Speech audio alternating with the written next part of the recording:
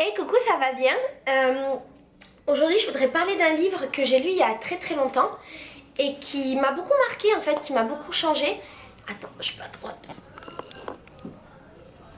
Qui m'a beaucoup marqué, beaucoup changé. Et un peu dans le même style que les lois de Fox, je suis vraiment pas droite, on s'en balèque.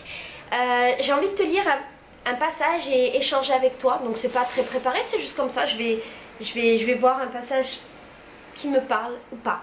Mais déjà là je viens de l'ouvrir et je viens de lire juste ce qui avait marqué au début du livre et puis il faut que je te dise d'ailleurs comment il s'appelle. Et déjà ça c'est un bon début. Alors ce livre s'appelle Vous pouvez être ce que vous voulez être, le livre le plus vendu au monde de Paul Arden. Et Paul Arden en fait c'est un écrivain qui écrit des livres comme ça un peu de motivation à l'américaine.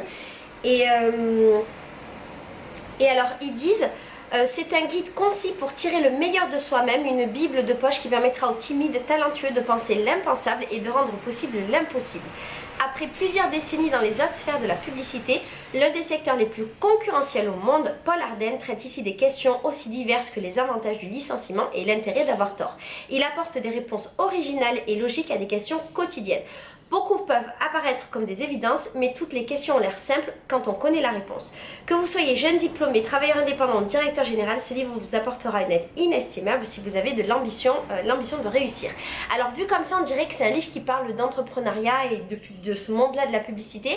Et en fait, moi je l'ai aimé parce que, alors à l'époque où je l'ai acheté, effectivement j'étais dans l'entrepreneuriat parce que j'avais mon entreprise et effectivement il y a des conseils qui m'ont aidé.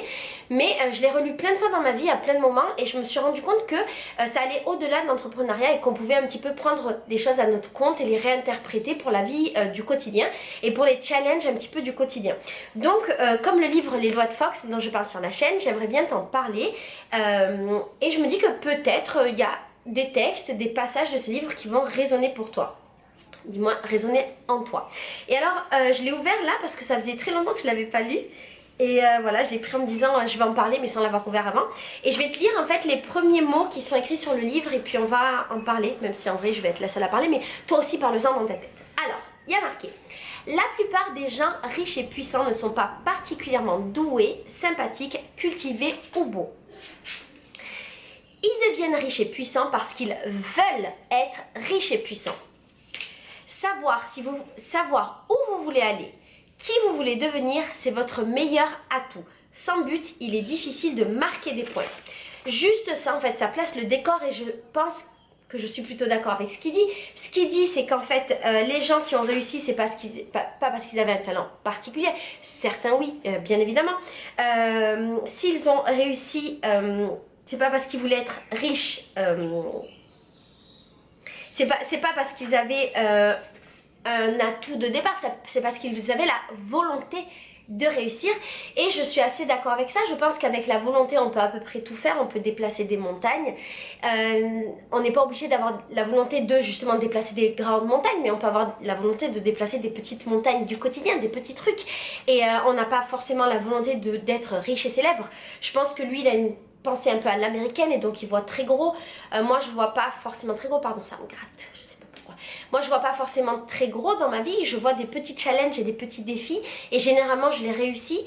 Et alors quand je dis petit challenge, je pense à ce que j'ai vécu maintenant et je trouve qu'en fait ça va très bien. Donc savoir où vous voulez aller, qui vous voulez devenir, c'est votre meilleur atout. Sans but il est difficile de marquer des points. J'ai vécu cette semaine mon premier voyage organisé. Je ne sais pas si tu es au courant parce que j'en parle pas du tout sur cette chaîne, j'en parle plutôt sur Instagram.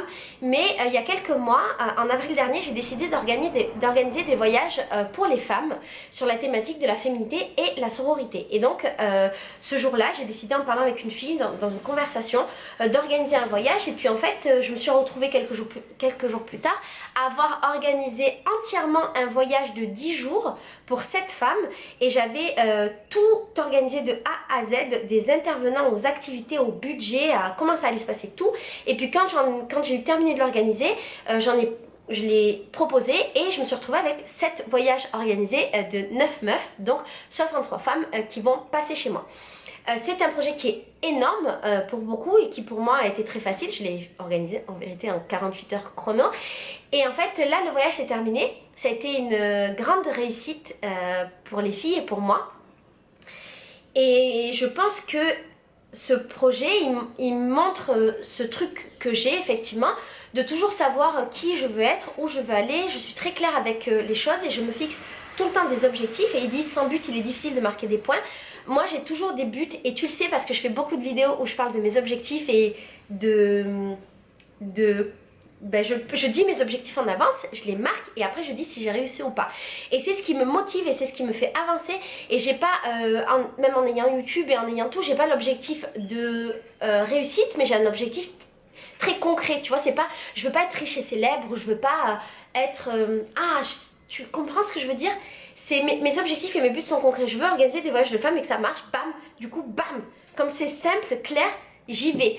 Je veux faire des vidéos sur YouTube, pas pour être riche et célèbre, ce qui n'arrivera jamais, mais parce que je veux partager quelque chose de simple et concret. Et ben voilà, quand on se fixe, je crois, des objectifs réalisables et pas impossibles, il est facile de les réaliser. Voilà, et on avance et on devient qui on veut être et je pense qu'il est important effectivement de marquer un petit peu la personne qu'on veut être, quitte à l'écrire sur un papier, simplement dire voilà, quel est mon objectif concret à 6 mois, 1 an, 10 ans, réaliser ça et être cette personne-là.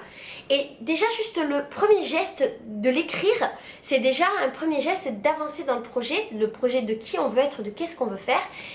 Et ça facilite les choses et j'ai tendance à croire également que quand on veut réaliser des projets, il est bon de découper notre projet en petites étapes à réaliser pour arriver tout au bout, et plutôt que de se fixer un grand objectif pas réalisable qui va paraître très compliqué. Par exemple, organiser 7 voyages organisés de femmes à Rio de Janeiro, ça a l'air compliqué, sauf qu'en fait si on y va par petites étapes, eh ben, c'est facile parce que c'est des petites étapes faciles. Du coup, pour commencer cette série vidéo, on va rester sur ça. Je vais te redire la phrase pour voir si elle résonne et si avec ce que je viens de te proposer, ça résonne en toi. La plupart des gens riches et puissants ne sont pas particulièrement doués, sympathiques, cultivés ou beaux. Donc ce sont des gens normaux à la base. Ils deviennent riches et puissants parce qu'ils veulent être riches et puissants. Ils réussissent parce qu'ils veulent réussir. Parce qu'ils ont la volonté, parce qu'ils mettent les choses en place. Ça c'est moi qui le dis, c'est pas lui. Savoir où vous voulez aller, qui vous voulez devenir, c'est votre meilleur atout. C'est la meilleure chose, la meilleure carte que vous ayez dans vos mains. C'est la carte d'être de base, riche, sympathique, beau, nanana. C'est pas la meilleure carte. La meilleure carte, c'est de savoir où tu veux aller et qu'est-ce que tu veux faire. Sans but, il est difficile de marquer des points. Sans but, comment tu veux avancer? Bam! Écris sur un papier qui tu veux être, qu'est-ce que tu veux faire et juste vas-y. Ok mec? Bon. Je continue dans une prochaine vidéo avec un des premiers textes de ce livre. Je te fais des gros bisous. Ciao. Dis-moi si t'aimes ce genre de vidéo, ok? Bisous.